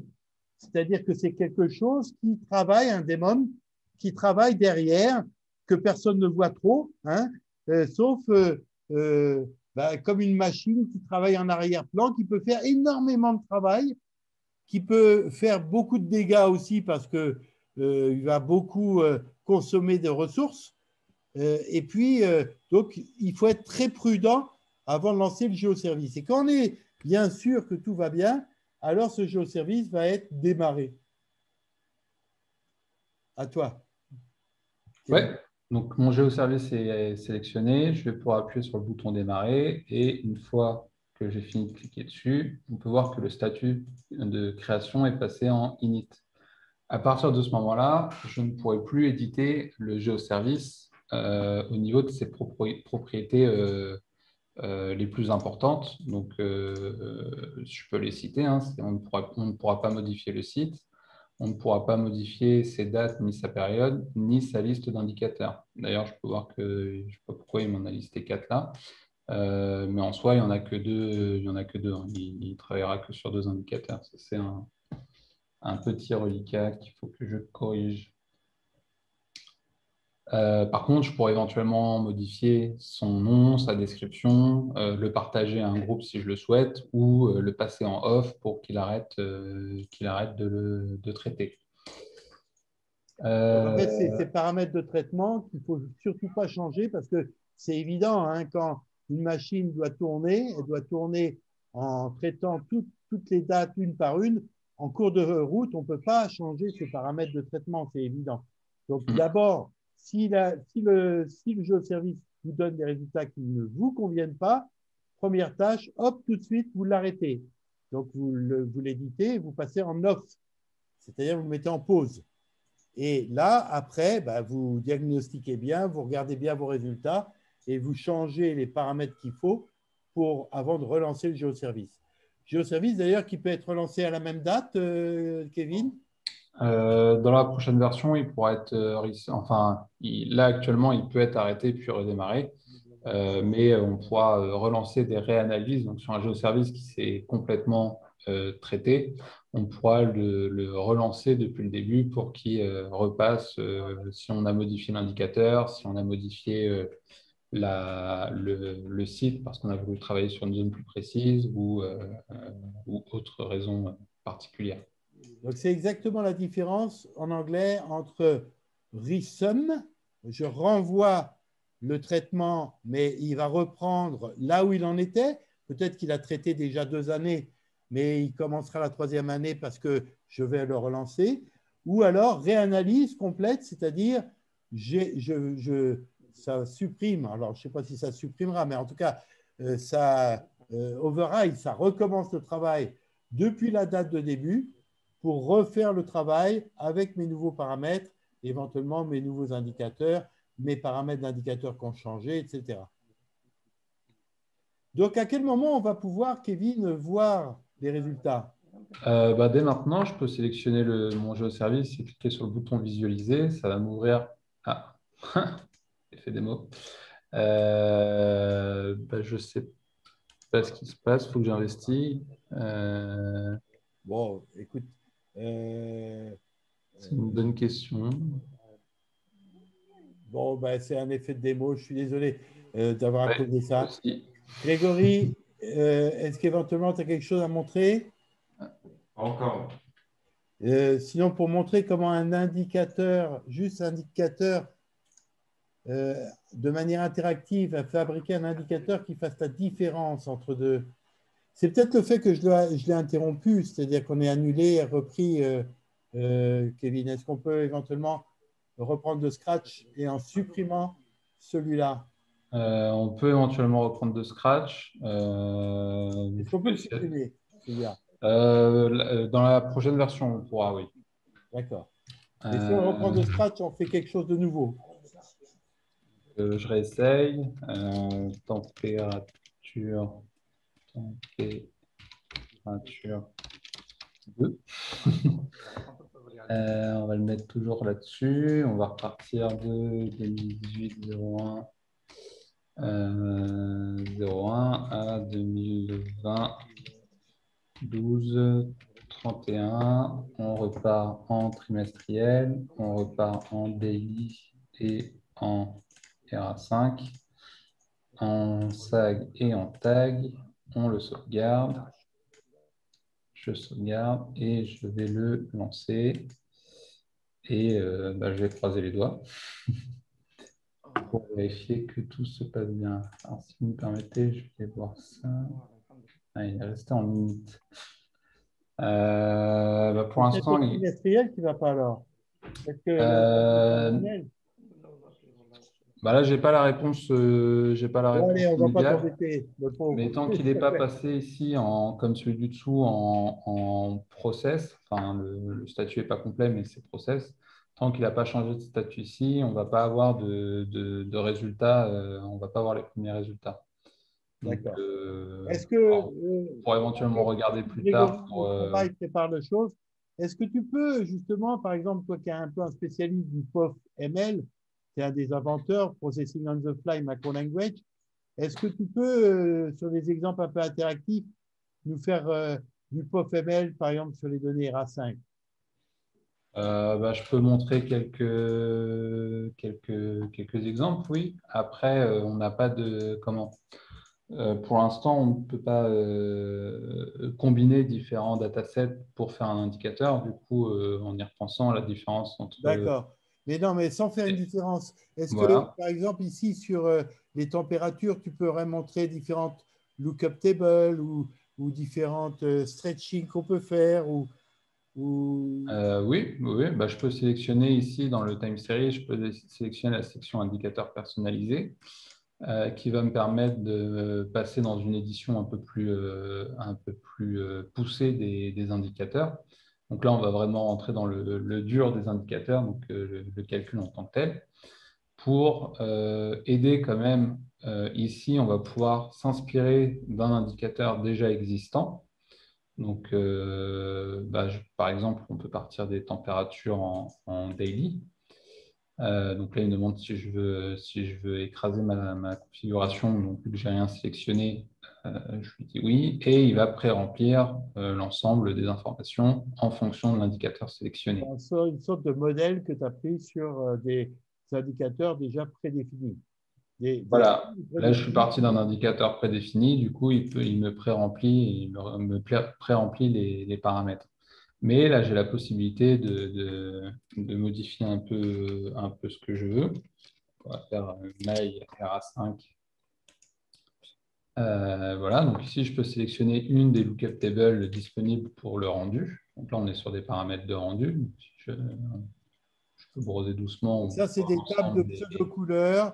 Il y en a que tu as inventé, il y en a qu'on a récupéré. Il y a des standards comme les Rainbow. Voilà. Donc là, par exemple, je ne sais pas les températures. Toi, tu aimes bien le hot comme ça. C'est-à-dire, quand il fait chaud, ça sera très jaune. Voilà, et quand il fait moins chaud, ça sera plutôt dans le sombre, le noir. D'accord, si tu veux. C'est pour l'exemple. On peut se mettre entre 0 et 30, sachant que ce range-là, ce min-max, dépend de l'indicateur calculé. Donc là, on est en degrés Celsius, donc ça sera entre 0 et 30 degrés Celsius. Et ici, on va retrouver les paramètres, donc le dataset sur lequel on travaille, ainsi que l'indicateur, le calcul, le POF-ML qui réalise l'indicateur en tant que tel. Donc, pour la description, on va effectuer une conversion de Kelvin à degrés Celsius en soustrayant 273,15 degrés à la valeur. à Alors la ça, valeur on peut de la montrer peut-être, mesure. est-ce que tu peux faire un peu quelque chose de didactique là-dessus pour essayer de comprendre? Euh, En fait, il faut savoir que basiquement, les données de l'ECMWF, donc du Copernicus Climate Change Service, ils utilisent l'unité officielle. Comme vous le savez, c'est les degrés Kelvin. Mais les degrés Kelvin, ça ne parle pas beaucoup aux gens. Et donc, en fait, comme vous le savez aussi, 0 degré Celsius, ça correspond à 273,15 degrés Kelvin. Kevin, non, Kelvin, Kevin, oui. parce que je parle avec Kevin. OK. Et donc 273,15. Donc en fait, il a inventé, Kevin, une petite fonction polynomiale dans laquelle, bah, tu peux en parler. Oui, ben on prend Alors, j'ai pas l'aide sous les yeux pour vous montrer les différents paramètres, mais l'idée, c'est de réaliser un polynôme de degré n avec au moins le degré 1 qui doit être enseigné. Donc, l'opération, ça va être 1 fois les valeurs, les mesures en fait qui sont derrière ça, plus cette valeur-là, donc moins 273,15, ce qui nous permet de passer en degrés Celsius, de passer des Vous voyez Kelvin que à des ça, une Celsius. simple formule, je le dis pour vous, vous pourrez, pour les plus savants d'entre vous, enfin les plus informaticiens, faut être un peu IT, enfin avoir ou au moins quelques connaissances de maths, mais vous pourrez, le traitement d'image, vous pourrez utiliser le langage POFML pour faire vos propres formules, vos propres transformations. Et tout à l'heure, tu montreras peut-être un peu ton manuel en ligne, ton aide, par exemple sur un autre volet, là, si tu peux ouvrir Misbar sur un autre volet, juste pour voir ton aide en ligne. Mais tu as déjà écrit beaucoup de choses sur les procédures, les fonctions. On éditera d'ailleurs un manuel de référence, un manuel de programmation. Ça fait partie des tâches de ce mois-ci. Il y a déjà pas mal de choses qui ont été écrites du langage POFML. Donc, vous aurez toutes les petites fonctions qui seront expliquées, quels sont leurs paramètres, quelles sont les valeurs attendues, les types, et puis surtout des exemples qui vous montrent comment les traiter. Donc là, vous avez une formule de conversion simplement entre 0 et, enfin, de conversion pour passer de Kelvin au degré centigrade. Donc, Euh, quand tout est fait et que ça te convient, tu la fermes, là, c'est Je ça? peux juste fermer la fenêtre, les paramètres sont conservés. Ici, j'ai des dates de renseigner. D'ailleurs, je peux changer également mon site. Donc, je peux repartir de mon site Algérie. Je valide. J'ai sélectionné les dates du 1er janvier 2020 au 31 décembre 2020. J'ai mon indicateur personnalisé de renseigner. Je peux replier ça. Je dessine le graphe. Il va effectuer les recherches de données et on va voir le graphe de température se dessiner ici. Donc ici, on a bien les températures en Celsius. Et si je suis intéressé par une date en particulier, j'ai toujours la possibilité de l'afficher. Et on va retrouver le rendu tel qu'il a été paramétré dans l'indicateur. Ah, super. Donc là, on est 31 janvier 2020. Il fait chaud dans le sud. À part, peut-être là, il y a un petit mont pour lequel la Ouais, température est ici, plus faible. Et sans doute les Algériens savent pourquoi, ce qui n'est pas mon cas. donc, comme ça, je vais pouvoir éventuellement browser différentes dates qui m'intéressent. Je vais avoir aussi également la possibilité d'en sélectionner un certain nombre pour essayer de faire un peu d'agrégation spatiale, temporelle à la volée, donc sans devoir déclencher un géoservice et toute la machinerie du géoservice. En sélectionnant un certain nombre de données, je vais pouvoir, avec l'aide du clic droit, sélectionner, afficher la carte des statistiques en moyenne, minimum, maximum ou écart type. Donc, par exemple, je vais pouvoir regarder la moyenne. Là, j'ai sélectionné tout le mois de janvier. Et ici, pixel par pixel, on va avoir la moyenne des températures de du mois de janvier. Il a déjà calculé, là, ça y est? Il a déjà calculé, là, la carte est là, donc Ah, les donc ça, c'est données la RAS. moyenne de janvier. C'était une agrégation que tu as faite à la main. Voilà, exactement. Et je peux aussi également, par exemple, afficher la variation, donc le quart type de ces températures-là. Je C'est-à-dire, peux... alors, l'écart type, c'est les endroits pour lesquels, sur la Terre, enfin, sur la Terre algérienne en particulier, là, mais là, apparemment, ça le fait partout, euh, pour lesquels il y a des variations de température les plus importantes. Par exemple, il y a une région qui me semble un peu noire, une barre noire au Ici, nord, là. voilà. C'est une région Ouais. qui doit pas beaucoup changer de température par rapport au reste. Mm. La température doit être plus stationnaire. Par contre, à l'inverse, il y a des endroits pour lesquels la température est très, très variable. Et encore pareil, voilà, c'est sur cet endroit. Il y a une petite singularité là au sud. Par ici, là. Oui. Donc voilà, on a en fait, c'est la version interactive, plus ou moins interactive du géoservice, dans le sens où ça va permettre de pré-paramétrer des indicateurs pour voir leur efficacité, pour tuner un petit peu l'indicateur, pour voir en changeant quelques paramètres, est-ce que ça donne de meilleurs résultats. Et une fois qu'on a congelé notre indicateur, enfin qu'on souhaite congeler notre indicateur, on a toujours la possibilité de se rendre dans l'espace de travail, dans la section indicateur et de créer un nouvel indicateur depuis l'outil de personnalisation. En cliquant sur ce bouton, je vais retrouver tout mon paramétrage que j'ai fait précédemment dans le service Time Series. Et je vais pouvoir du coup le sauvegarder pour des sessions ultérieures, pour le lendemain, le surlendemain, ou pour l'exploiter dans un géoservice. Ok, super. Merci beaucoup, Kevin. Grégory, tu as pu faire quelque chose ou pas, non? J'ai peut-être bientôt des graphes, enfin, des deux time series en évaporation et en évaporation potentielle. D'accord. Sinon, éventuellement, et sous vos contrôles, mais on peut répondre à des questions maintenant de l'assistance Oui. sur comment vous voyez les choses, comment vous voudriez que ça soit amélioré. Est-ce que vous avez des questions sur le procédé? Peut-être garde ton écran, s'il te plaît, Kevin. Oui, je garde l'écran. Je sais bien que ça te démange d'aller voir la raison pour laquelle il y a eu un problème. Vous voyez toujours mon écran là? Oui, oui, bien sûr. Ok. Est-ce que dans l'assistance, des gens, certains d'entre vous, désireraient des explications, auraient des commentaires?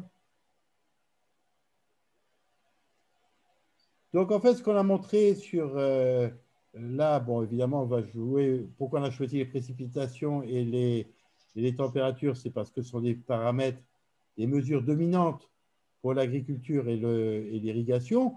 Mais demain, pour la dégradation des terres ou même pour des énergies nouvelles, par exemple, trouver l'endroit où l'albédo est la maximale, c'est-à-dire les endroits où vous pourrez mettre, par exemple, vos cellules photovoltaïques de préférence. Ben, l'albédo, c'est pareil. C'est quelque chose que vous trouverez dans les RA5. Les endroits pour lesquels vous avez le plus de vent. Alors, sauf que le vent, c'est un peu plus compliqué, on vous apprendra à le faire. Mais les endroits pour lesquels vous avez une intensité, parce qu'il y a deux composantes dans le vent. Le vecteur vent, il a une composante méridionale et une autre zonale, c'est-à-dire une composante verticale, une composante horizontale, qui permet de définir le vecteur vent. Et donc, ce vecteur vent, si on en fait les modules, eh bien pareil, on pourrait savoir en Algérie quels sont les endroits où il y a le vent qui est le plus fort en fonction de… Enfin, évidemment, il y a le modèle qui est derrière qui est lié au relief, mais pour savoir où mettre les éoliennes, par exemple, ou que sais-je. Et il y a beaucoup, beaucoup, beaucoup d'applications bien au-delà de l'agriculture, de l'irrigation, que Misbar pourra vous faire pour vous. Si vous êtes un peu futé, vous pouvez aller beaucoup plus loin que simplement l'irrigation et l'agriculture avec Misbar. Est-ce qu'il y a des questions sur des aspects, des choses?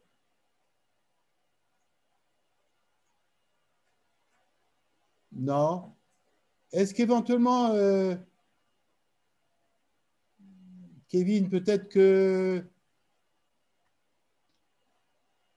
C'est juste, il faut rassurer les participants que, vu que le temps est un tout petit peu court, c'est pour ça qu'on n'a pas fini la liste de participants. Mais on va le faire plus tard.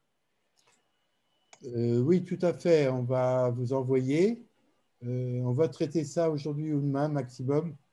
On va vous envoyer ça. Alors, c'est très difficile de maintenir la liste des participants sur l'ensemble des, sur l'ensemble des, sur l'ensemble des ateliers. Donc, on va reprendre tout ça. Il y aura plus de colonnes. On va retravailler de manière à consolider cette liste. On va mettre une personne en plus sur ce traitement-là. Je pense, Dominique. Pas d'autres questions? Grégory, tu n'as pas un truc super génial comme vous avez pu me les faire là depuis hier à me montrer? J'ai regardé un peu l'évapotranspiration et l'évapotranspiration potentielle. L'évaporation potentielle. Je peux éventuellement partager mon écran, mais c'est pas démentiel. Pas transcendant. Donc,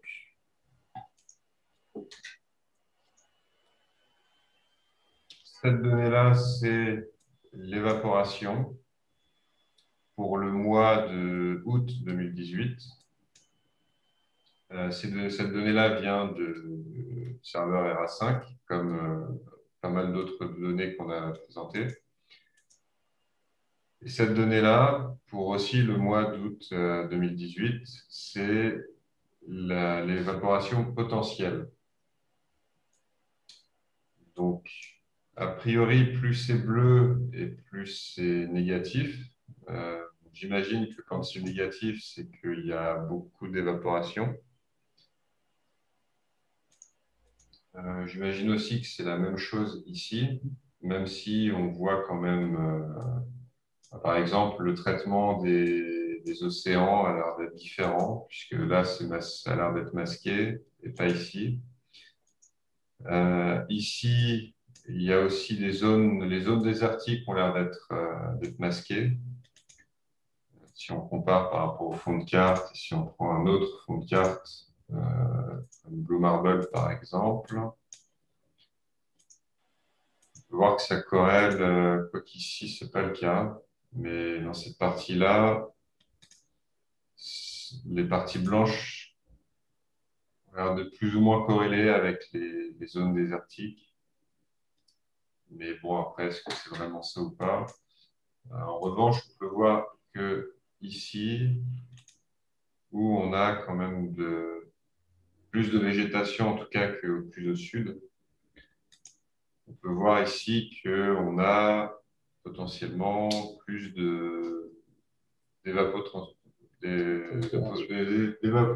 je vais y arriver, d'évaporation potentielle, pardon, que sur cette zone-là. Donc, on a plus que sur la zone aride. Donc, ça, c'est pour l'évaporation potentielle et pour l'évaporation tout court. On peut éventuellement retrouver un peu les mêmes zones en blanc, donc où il n'y a pas d'évapotranspiration, et les zones en bleu, où plus c'est bleu, plus il y a d'évapotranspiration. Et si on regarde au niveau des graphiques, c'est pas celle-là, c'est ici. Voilà, donc sur un an de données, donc toute l'année 2018, les deux graphiques qu'on voit, c'est l'évapotranspiration à côté, donc ici, ce graphique-là, et l'évaporation potentielle sur toute l'année 2018. est restreint au polygone. Donc, j'ai utilisé le même polygone que Kevin. Donc, le polygone qu'on a ici. On verra peut-être mieux si je change de fond de carte.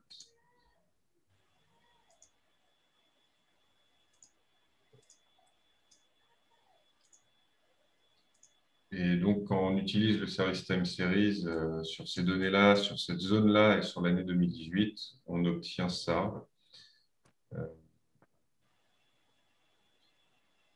Donc, des graphiques qui peuvent sembler un peu similaires, même si ici, on a un écart type. Donc, sur l'évaporation potentielle, on a un écart type qui est quand même un peu plus important que ici, puisque là, on voit que ça s'élargit et pas ici. Et voilà, bah, je pense que c'est tout ce que j'ai à dire pour ces deux types de données. Est-ce qu'éventuellement, tu saurais faire un indicateur qui fasse la différence entre les deux? Bah, pour l'instant, les différences, enfin, les indicateurs sur plusieurs datasets ne sont pas encore supportés. D'accord. Ok. D'accord. Mais pas pour les géoservices, éventuellement juste dans le combine, non? Dans la combinaison, non? Ce qu'on faisait dans VT Web, non? On peut faire des cartes de différence, mais on ne pourra pas faire des graphes de différence. Ah, non, non, non, je ne pensais pas au graphe, je pensais, oui, c'est ça la carte interactive. D'accord. C'était une manière de montrer du POFML, quoi, c'est tout. Oui, mais c'est possible. Grégory va faire ça sous vos yeux ébahis. Imagine. Peut-être un combine, là, du coup.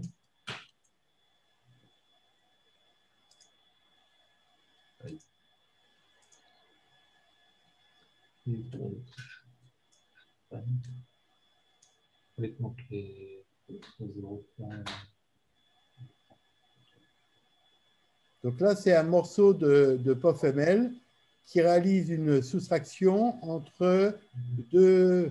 Alors, est-ce que tu peux demander l'aide pour montrer ce que j'avais annoncé tout à l'heure sur le POFML? Oui, oui, donc oui, j'étais silencieux, mais donc, comme l'a dit Serge, ça c'est un bout d'une sorte de code, un script qui permet d'appliquer le traitement qu'on souhaite à la donnée. Donc, je vais passer rapidement là-dessus, mais juste pour dire que ici sont chargées deux données que je vais pouvoir utiliser dans le script. Les deux données que j'ai, c'est dans les deux cas, il s'agit du mois d'août 2018. La première donnée, c'est PE, donc c'est l'évaporation potentielle, et la deuxième donnée, c'est l'évapotranspiration. Et là, si je ne me suis pas trompé, Je crois qu'elle est en zip. oui, voilà. Donc là, on a la différence entre les deux. Donc le script, on a pu voir ici, c'est ce script qui permet de faire ce traitement-là.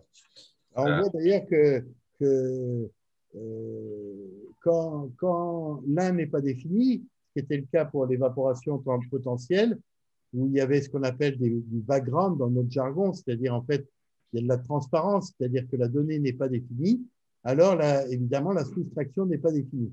Mais par exemple, vous avez quelque chose d'intéressant. On voit bien, par exemple, le fleuve, le Nil, qui est vraiment un lieu pour lequel il y a énormément d'évaporation sur le long du Nil. Donc, en fait, je rappelle, oui, en fait, la norme, c'est que quand on a des valeurs d'évaporation qui sont négatives, ça veut dire que c'est difficile à comprendre, mais ça veut dire que c'est l'évaporation. Si c'est positif, c'est au contraire de la condensation. Donc, on va avoir des… Alors, comme les valeurs négatives, tu les rends avec ta table de lookup en bleu, c'est pour ça que tu as le bleu qui va être l'évaporation et le rouge qui est plutôt de la condensation. D'ailleurs, peut-être que ça a du sens, la condensation en mer. C'est-à-dire que la vapeur d'eau, au-dessus des mers, bah, elle se met à à condenser, il va y avoir des pluies ou des choses, ça a un apport. D'ailleurs, on voit que Je mets un petit pas un veto, mais il y a la différence en plus qui rentre en jeu, donc c'est peut-être un peu plus fin que ça, le jeu de couleurs qu'on voit. ah oui, oui, tout à fait, excuse-moi, oui, tu as raison. C'est un- Oui, oui, il y a ces deux datasets différents, excuse-moi. voilà. OK. Après, je ne tirerai pas de conclusion, mais là, ce qu'on voit en bleu, c'est de l'évaporation sur les terres émergées, a priori. Oui, Les mers n'ont pas l'air d'être prises en compte, pour une raison que je ne connais pas. Et par contre, sur l'autre, euh, c'est- on aura le même jeu de couleurs. Donc en bleu, on aura de l'évaporation et en rouge, on aura de la condensation. On a plus d'évaporation que de condensation a priori. mais là, par exemple, est-ce que, mais c'est peut-être pas déjà prêt, est-ce qu'éventuellement, on pourrait faire la différence d'évaporation entre le mois de janvier et le mois d'août, par exemple? Oui. Oui. Alors, on se donne, parlons déjà de l'évaporation. Après, l'évaporation potentielle, on verra. Donc, dans les données Alors, d'évaporation, Finder, euh, on va chercher sur la même année, année 2018 ou plus récemment, non, non, 2020, c'est bien. 2020. En,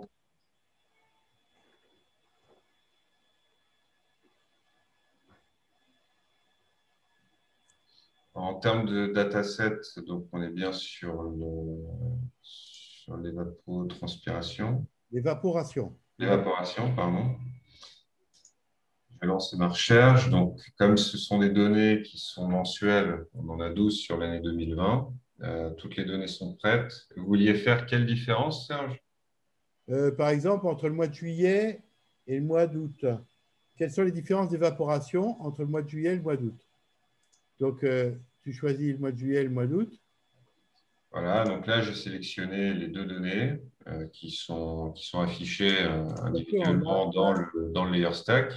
Alors, attends. D'ailleurs, en préalable, on peut déjà faire une alternance et voir les différences. Non, je ne pensais Allez, pas à juillet, août, hein, excuse-moi. J'ai janvier, août, excuse-moi. d'accord. Excuse-moi. C'est pour entre l'hiver et l'été. Et évidemment, excuse-moi, on peut prendre deux On va mois. prendre janvier et août. Donc, ce que je disais avant, c'est valable, c'est encore valable. Donc, on peut voir, on peut voir ici la différence entre les deux. On voit que c'est pas du tout la même chose, ce qui est normal puisqu'on a plus de 6 mois de décalage. Donc, c'est pas du tout la même saison. Et maintenant, pour pouvoir faire la différence entre les deux et avoir un rendu qui correspond à cette différence, on va sélectionner les deux produits en même temps. On va les combiner. On va leur donner un nom, donc pourquoi pas rappeler que c'est RA5, que c'est monthly, que c'est de l'évaporation D'accord. et éventuellement on peut mettre Mais la date. août moins janvier.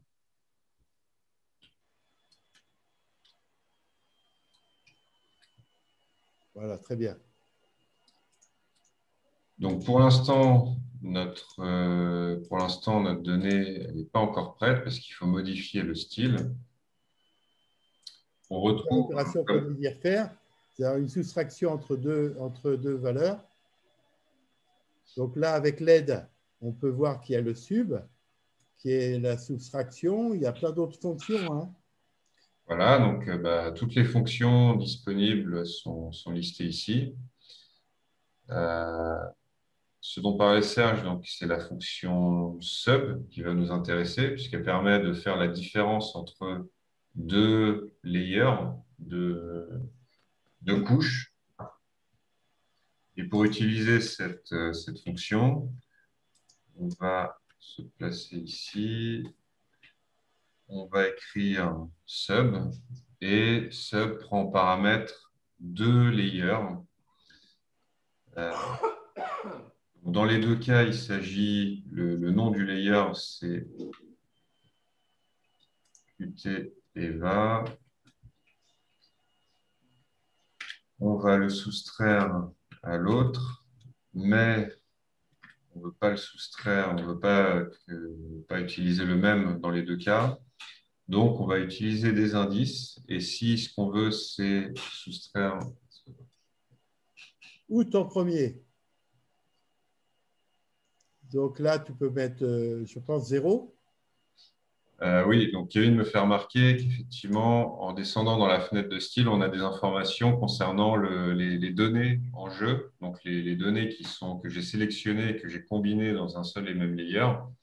On peut avoir la liste, on peut obtenir la liste dans l'aide, on peut obtenir la liste des propriétés de ces layers. Donc on peut voir que le granule identifié comme d'indice 0, il s'agit de la donnée d'évaporation de janvier 2020. Oui. Et le granule identifié d'indice 1, il s'agit de la donnée d'août 2020.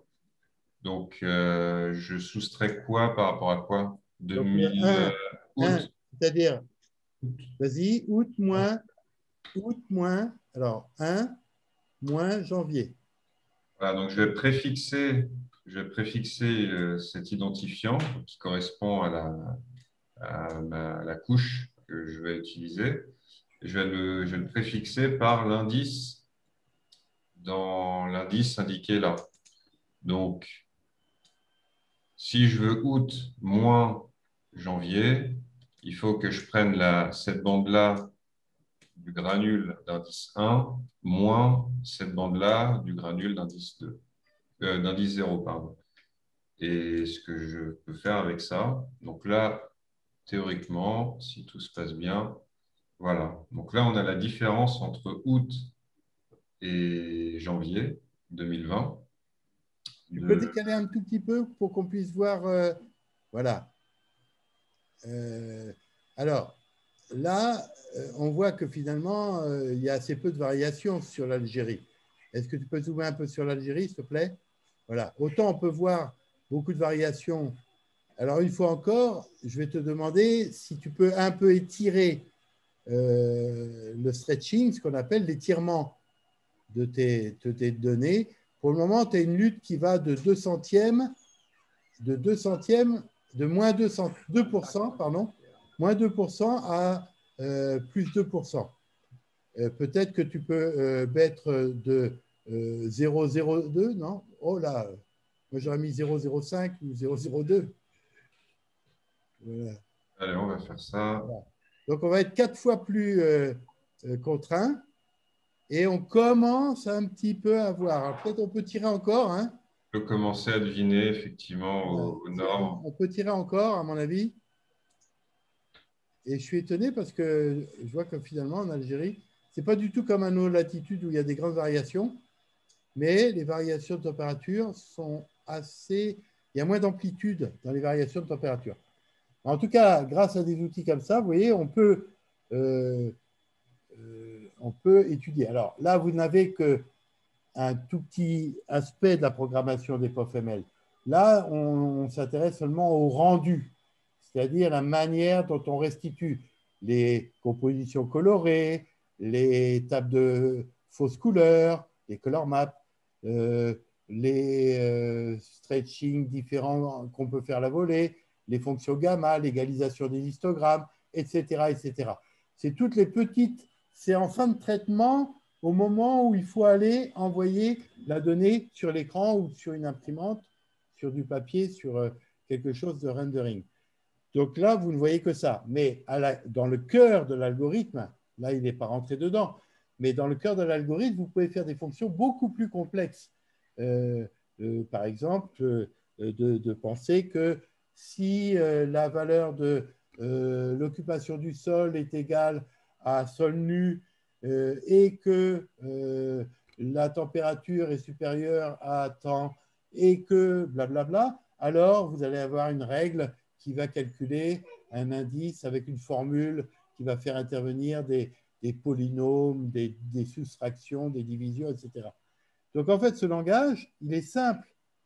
tout a été fait pour le rendre simple par rapport à un langage de script. Vous n'avez pas besoin d'apprendre de la programmation, tout au plus de connaître la librairie de fonctions qui va vous être fournie. Mais typiquement, c'est un travail sur lequel vous pourrez mettre vos élèves, des masters, un doctorant, pour essayer de fabriquer des scripts qui correspondront bien, des indicateurs qui vont bien correspondre à votre pays. Vous avez vu que, par exemple, le traitement de l'Algérie, là, juste pour cet aspect-là, le traitement de l'Algérie n'est pas celui qu'il faudra faire au Maroc.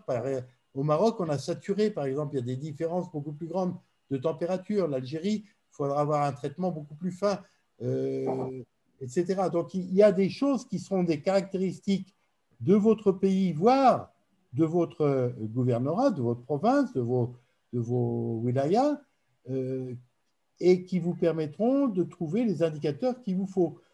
Vous avez vu hier que nous, de notre côté, on recherche, on regarde dans les articles de recherche, etc. Et notre ambition, c'est d'arriver à trouver les bonnes formules, les bonnes choses, quitte à faire apparaître plusieurs datasets, comme c'était le cas hier. Vous avez eu 3 exemples qui faisaient intervenir des choses différentes, y compris avec des données de la station Sol, donc qui permettent de bien tuner, de bien caler des algorithmes de calcul des indicateurs. Donc voilà un petit peu ce qu'on voulait dire. Sachez que juste, on aurait aimé évidemment que tous les géoservices, tout soit terminé là en mars, début mars. De toute façon, c'est sûr, ils seront terminés avant la fin du mois parce que là, il n'y a plus grand-chose pour nous à faire comme tuning pour que vous ayez, parce que là, vous l'avez vu dans vos mains, là, vous avez vu l'HTML, gardez-le précieusement. Le prochain HTML sera encore plus puissant. Vous verrez des choses avec les sites, vous verrez les sentinelles, vous verrez des indicateurs d'humidité, de végétation, des choses qui vous permettront de communiquer, d'envoyer à droite, à gauche, de rendre compte, d'insérer dans vos publications, d'insérer dans vos rapports et d'aller vers demain le bulletin agricole que vous voulez pour votre pays ou pour votre wilaya, dans lequel vous auriez quelque chose de très, très individualisé avec tel type d'indicateur qui serait adapté à votre climat, à vous, à vos cultures. Et voilà, tout ça sera permis par la souplesse de configuration des géoservices, par le paramétrage de chacun des indicateurs et par le rendu, par les sites que vous mettrez en œuvre. Les prochains rendez-vous qu'on aura, ça va être donc dans 2 semaines, 2-3 semaines, je crois, 3 semaines. Donc le 23, ce sera un atelier continental de suivi de la production agricole. Donc là, sans doute, on remettra un petit peu le couvert, nous, pour vraiment vous montrer. On aura sans doute fabriqué des géoservices très adaptés à des pays. On le fera sur différents pays, voire sur différents gouvernorats, dans lesquels on vous montrera l'évolution et des productions agricoles. Il y a des gens qui disent, faute de données qu'on a au sol, au moins savoir la production de 2020 était meilleure que celle de 2019 ou 2019 a été meilleure que de 2018. Ça, on pourra l'illustrer tout de suite par la production, par les tableaux de bord et les bulletins. Donc, le mardi 23 mars, c'est ce que nous, on vous présentera. C'est une version complètement finalisée de Misbar. On espère qu'on pourra le faire non seulement sur notre plateforme à nous. Je vous rappelle qu'actuellement, on est en phase de développement et on le fait aussi sur notre plateforme ici à Paris, mais on pourra, j'espère, annoncer le 23 mars. On y va progressivement. Là, ils font des choses sur les Sentinelles 2, mais vous aurez aussi accès sur la plateforme de Tunis, de l'OSS. Donc, vous aurez toutes les fonctionnalités de Paris. Le mercredi 24, il y a les ateliers régionaux. Alors, il y a déjà des gens qui ont des idées. Là, je sais que le CRAST au Maroc a déjà plein d'étudiants qui ont envie de nous montrer des choses. il y a des gens dans les… pas mal de gens en Algérie, on avait vu, qui étaient aussi intéressés. Donc l'idée, c'est le mercredi 24, c'est une restitution de votre utilisation de Misbar, vos premiers tests, time series, sur les endroits qui vous intéressent, pour lesquels vous avez des connaissances que nous n'avons pas. Et donc, vous avez envie de dire, on a pu découvrir ça, ça et ça. C'est conforme ou pas à ce qu'on a pu observer sur le terrain. Éventuellement, on a eu d'autres données, des stations, des productions, des indices agricoles, que sais-je, qui permettent de dire oui, non, et surtout qui nous permettraient aussi d'avoir un retour fort d'expérience pour penser aux améliorations. Alors, il y a des améliorations, nous, dans le cadre du projet qu'on a avec ici nos collègues. Donc, si le 24 mars, vous nous dites il y a ça, ça et ça, et que ça nous demande moins d'une semaine pour le développer, on le fera volontiers avant la fin du mars. Si c'est des développements beaucoup plus importants, évidemment, on le fera si on a l'oxygène pour le faire, c'est-à-dire, et on espère aussi séduire avec cette Formule 1, avec, parce que nulle part ailleurs ça existe, hein, ce que vous avez dans les mains. Et donc, on espère séduire des gens pour avoir d'autres financements pour continuer avec ce projet. Alors là, d'ailleurs, par exemple, sur la Grande Muraille Verte, il y a des gens qui s'intéresseraient beaucoup d'avoir quelque chose qui ressemble à Misbar. Je vous le dis parce que eux aussi, ils ont des exigences, comme vous le savez, d'arrêter le désert avec de la reforestation, des cultures, des mises en défense, etc. Et puis le jeudi 25 mars, c'est une troisième conférence. Donc, ça sera la dernière conférence qu'on fera, nous, avec vous. En tout cas, dans le cadre de ce projet, évidemment, on en fera d'autres dans le plus. Donc, le jeudi 25 mars, là, j'aimerais bien que soient présents tous les gens qui ont envie, avec nous, de faire Misbar pour les 10 prochaines années. C'est-à-dire, en fait, tous ceux qui ont envie de programmer des indicateurs, d'identifier des parcelles, d'essayer de mutualiser un peu tous les savoir-faire, qu'on arrive à commencer à écrire ensemble les best practices, comme on dit en anglais. Alors, je ne connais pas les meilleures pratiques, hein, donc en fait, les manières de faire, d'utiliser au mieux Misbar. Ça va commencer, j'ai commencé à le dire, par bien identifier ces parcelles, de manière avec des noms un peu standards qui nous laissent comprendre de quel pays, dans quel pays c'est, dans quelle province, wilaya ou gouvernorat c'est, quel est leur numéro séquentiel dans la wilaya, quelle est la culture qui est faite dessus, et surtout quelle année ça a été fait en culture. Et éventuellement, si vous le savez, quel est le mois de semis et quel est le mois de récolte. Donc, on a fait un standard, comment identifier un site. Car pour ceux qui ont un peu de pratique, ils savent très très bien que lorsqu'on fait un travail comme ça sur les sites, si on ne les versionne pas, si on ne fait pas attention au numéro de version, eh bien c'est sûr, un coup c'est un polygone comme ça, un autre coup c'est un autre polygone comme ça. Il faut vraiment qu'on réfléchisse un peu comme si c'était du cadastre, c'est-à-dire des choses bien avec des beaux polygones. On s'est embêté à le faire une seule fois, mais on va le garder encore 10 ans, au moins. Et d'année en année, on va essayer de voir quelle est la production, parce que ça va changer. Un coup, ça sera des céréales, un coup, ce sera des betteraves, un coup, ce sera des carottes, que sais-je. Et donc, en fait, arriver à bien monitorer et se dire à la fin, dans des bases de données, ce n'est pas le projet de Misbar, mais déjà, on aura constitué tous les ensembles. Et nous, vous vous rappelez, avec les hyperloops, on a la mémoire de tout ça. On va capitaliser. Et donc, demain, ça vous permettra de faire vos bases pour faire des évolutions au cours des 10 années sur la parcelle, sur le gouvernorat, pour les céréales, etc. Et donc, vous pourrez, avec tous ces outils, rendre compte de manière plus sensible. Alors, on va trouver des best practices dans d'autres choses. La manière, par exemple, là, tout à l'heure, on a vu le style qui était de rendu des précipitations ou des températures n'était pas du tout adapté à l'Algérie.